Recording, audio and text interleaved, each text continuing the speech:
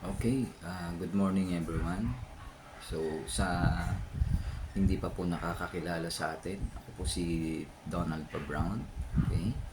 You can call me Coach Onad or Coach Naldi for short. Okay? So, ngayong umaga po ay pag-uusapan natin about the Legacy Project for Humanity to Alleviate Poverty. So, ito po ay poverty alleviation. Okay. For the past 27 years na kung saan ay exposed po tayo sa multi-level marketing na tinatawag or MLM. Naghanap po tayo ng mga programa na kung saan ay makakatulong sa maraming pamilyang Pilipino, most especially sa mga less fortunate family of our land. So, for the past 27 years, wala po tayong nakita na programa na kung saan ay makakatulong sa maraming pamilyang Pilipino. Okay? And at the same time, itatakil din po natin sa pag-uusap na ito ay about a consumer empowerment program. So, sabi ko nga, during 1997, okay, na-involve ako sa mga MLM company na kung saan ay nakapagbukas sa ating kaisipan na kung paano natin na-acquire yung ganitong knowledge. Okay? So, naniniwala ako na sabi nga po, meron tayong kasabihan, experience is the best teacher. Okay? Yung karanasan natin, ito yung lubos na nakapagtuturo sa atin. Okay? Yung karanasan natin, ito, hindi minsan ito nababasa sa mga aklat, hindi ito na ituturo sa anumang mga universities, school, okay? So, dito ay kaya ko pong patunayan sa inyo na may mga bagay na natututunan tayo as we go along. Ano po? So, sa pamamagitan ng pakikisama natin, kung tayo ay exposed sa ganitong industry, dito natin ma-acquire yung mga knowledge na kailangan nating matutunan at ito yung kailangan naman nating ibahagi. Kasi naniniwala po ako, biblically speaking, na may mga bagay na kailangan po nating paglaanan ng panahon. Kailangan natin mag-invest. Okay, ang salitang investment ay hindi lamang po nangangahulugan sa pag financial na aspeto. Okay. Ang salitang investment ay nangangahulugan ito ng yung effort, okay? At higit sa lahat, yung panahon. Yung panahon ng paggugugol natin na ito yung bagay na meron tayong matututunan. Okay? Dahil sa Bible, may sinasabi po na bumili ka ng karunungan at wag mong ipagbili. Okay? Merong mga parable sa Biblia na itinuro ng ating Panginoong Kristo na kung saan yung talento, okay, yung karunungan, ito ipinagkakaloob ito sa mga taong naghahanap ng karunungan. Dahil meron din sinasabi sa Biblia na sumama ka kasama ng pantas, magiging pantas ka. Okay? So, parang meron din kasabihan sa English na tell me who your friends are and I tell you who you are. Ibig sabihin, yung refleksyon ng ating pagkatao, refleksyon yun ng mga nakakasalamuhan natin, nakakasama natin. Okay? Pag ang kasama mo ay chismoso, chismosa, makikita makikita po yun, nagre-reflect yun sa pagkatao ng isang tao. Okay? So, what I mean is, kung gusto nating matuto, dapat meron tayong panahon.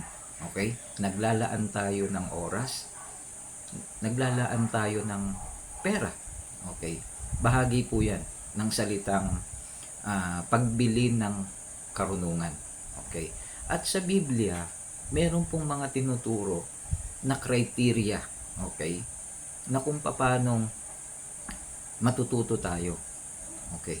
At isang bagay na gusto ko pong ibahagi sa inyo, yung sinasabi din ng Biblia na kung saan ang pagkatakot sa Panginoon ay pasimula ng karunungan. Okay? So, ibig sabihin, dito po ninyo madidistinguish, madidiscern ninyo kung ang isang taong kaharap ninyo, kausap ninyo, ay may taglay na karunungan or talino. Okay? Dahil mababanaag nyo po yun eh. Nagre-reflect yun sa estado ng pamumuhay. Ang isang taong may karunungan, ibig sabihin, may takot po yun at pagmamahal sa Diyos. Yun ang dapat nating maintindihan. The mere fact, sinasabi din po sa Bible na ang karunungan ay pinakapangulong bagay. Kaya't sa lahat mong kunin mo ang unawa. Okay, ibig sabihin, makikilala mo ang isang taong may taglay na karunungan kung meron ding unawa doon sa mga bagay na sinasabi niya. Yan. Okay, kung ito po ay introduction lamang kaya ko po ito binabanggit kasi may mga nai-encounter tayong mga educator, mga tituladong tao, mga professional na ang dating palibhasa sila yung nakapag-aral. Akala mo ang tingin nila sa kanilang sarili ay sobra na nilang talino. Okay? Tandaan nyo po, hindi lamang ang katalinuhan ay nadadaan sa pag-aaral sa eskwela. Dahil sabi ko nga po kanina, may mga bagay na matututunan tayo wala sa libro. Okay? Wala sa aklat. Lalong-lalo na wala sa eskwelahan. Dahil dito sa mga pag-uusapan natin, may mga bagay na na-acquire akong knowledge and wisdom, hindi naman tinuro ito sa eskwela. Ito po yung isang bagay na sasabihin ko sa inyo. Okay? Pag-isipan ninyong mabuti. Ano ito? Narinig nyo na ba yung katagang the proper and equal distribution of wealth for humanity to alleviate poverty? Sige, maghanap kayo kung meron na kayong nakilala na sino man dyan na narinig ninyo yung katagang ito. Ang tanong ko lang sa inyo, ito ba yung narinig nyo ngayon na sinabi ko? Ito ba itinuturo ba ito sa school, sa university? Even sa Harvard University, tinuturo ba ito? Okay? Ito yung patunay na hindi lahat natututunan sa eskwela. Okay? Yung financial literacy, hindi nga po yan tinuturo sa school. Pero dito po sa programa ng The Legacy Project for Humanity, ito po ay ituturo at ibabahagi po natin ng libre sa lahat nating mga kababayan na gustong maka-acquire ng ganitong knowledge or karunungan. Okay? Na ito po ay sinasabi natin, hindi natin ito ipinagmamalaki or ipinagmamayabang. Dahil tandaan natin, ang lahat ng karunungan, ang pinanggagalingan, ang Diyos. Tandaan po natin yun. Kaya wala tayong pwedeng ipagmalaki kanino man, na tayo ay matalino tayo, hindi. Okay? Nababahagian lang tayo ng karunungan na galing sa Diyos. Tandaan natin, ang pagkatakot sa Panginoon ang pasimula ng karunungan. Okay? Karunungan ay pinakapangulong bagay. Kaya't sa lahat mong kunin mo ang unawa. Alam nyo ba kung sino yung karunungan na sinasabing pinakapangulong bagay? Yun ang ating Panginoong Hesukristo. Jesus Christ is God's wisdom and knowledge. Iyon ang dapat nating maintindihan. Ibig sabihin, pag tayo kumikilala sa kapangyarihan ng Diyos, mababahagian tayo ng karunungan. Na yung karunungan na yun ang ating Panginoong Hesukristo. At ito pa yung bagay na gusto kong i-share din sa inyo, na hindi po masamang humusga. Okay? Dahil sa Bible, merong sinasabing humatol ka ng matuwid na paghatol. At meron din naman sinasabi sa Biblia na huwag kang hahatol. Ano yon? Pag hindi matuwid yung paraan ng ating paghatol, hindi po maganda yon. Bakit? Ngayon po sa mundo, napakarami na nai-encounter tayo, mga judgmental. Okay? Ito po ay kaalaman na gusto kong ibahagi sa inyo. Hindi po maganda na maging judgmental tayo. Ano ibig sabihin ng judgmental? Dahil ba nakita mo lang siya, narinig mo siya, na pag-usapan, ay hahatulan mo na yung kanyang pagkatao. Mali po yun. Yun. Bawal po yung tayo ay maging judgmental. Pwede tayong humusga, pero yung matwid na paghusga or paghatol, yan ang dapat nating maintindihan. Kaya sa lahat ng mga judgmental, sana maging aral ito sa inyo. Para hindi rin kayong hatulan, okay? Huwag na huwag kayong hahatol. Dahil sa Biblia, kung ano yung bagay na inihatol mo, ihahatol din sa'yo. Okay? So, tuloy po tayo ngayon. Pag-uusapan natin yung brief history about the Legacy Project. Bakit ba ito ay napapanahon na kailangan na po maipatupad, ma-implement? Okay? 1997, ulitin ko po, noon ay nangarap na ako kung paano makakatulong sa pamilyang Pilipino, lalo na yung mga mahihirap. Kaya yung Consumer Empowerment Program, nung ito po ay naririnig kong programa ng DTI, sabi ko, bakit ganun? For the past 20 years, walang umaasensong consumer. Napakadali pong unawain. That is self-explanatory. When we say consumer empowerment, dapat nagkakaroon ng pag-angat ng estado ng pamumuhay ng bawat consumer. Alam nyo po ba, dito sa pag-uusapan natin, mamaya makikita nyo, maiintindihan nyo, na yung talagang real essence of consumer empowerment, kung ito lang ay mai-implement natin.